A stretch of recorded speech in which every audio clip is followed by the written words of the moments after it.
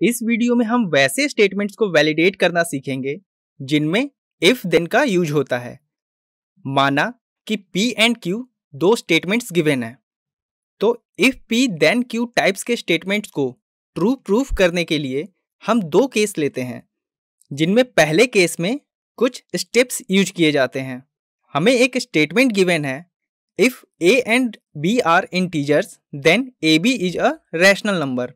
इस स्टेटमेंट का प्रीमिस होगा if A and B are integers, जिसे P से डिनोट किया गया है, एंड कंक्लूजन होगा AB is a rational number, जिसे Q से डिनोट किया गया है। स्टेप 1 में यह एज्यूम करते हैं कि स्टेटमेंट P ट्रू होगा, यानी P को ट्रू एज्यूम करने पर हम A की वैल्यू 2 एंड B की वैल्यू 3 के इक्वल ले लेते हैं, जो कि इंटीजर्स हैं।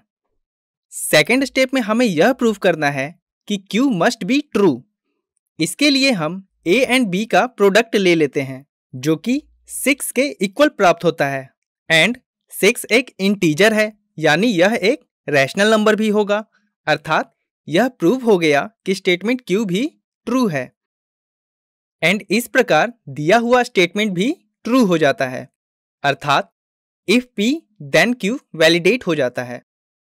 केस 1 के इन स्टेप्स को डायरेक्ट मेथड कहा जाता है। अब हम केस 2 के बारे में पढ़ेंगे। इसका पहला स्टेप यह है कि Q को फॉल्स एज्यूम किया जाता है, यानी माना कि AB की वैल्यू 5√2 के इक्वल है, जो कि एक इर्रेशनल नंबर है। अर्थात स्टेटमेंट Q फॉल्स है। स्टेप 2 में हम यह प्रूव करते हैं कि P मस्ट बी फॉल्स। इसके लिए हम AB को 5 इंटू √2 के इक्वल लिख देते हैं, जिससे A की वैल्यू 5 तथा B की वैल्यू √2 के इक्वल लिया जा सकता है।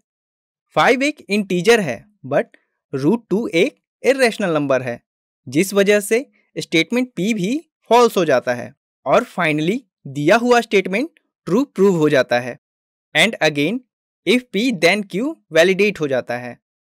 केस 2 के इन स्टेप्स को कॉन्ट्रा पॉजिटिव मेथड कहा जाता है। आई होप कि आपको if P then Q types के स्टेटमेंट्स को प्रूव करना आ गया होगा।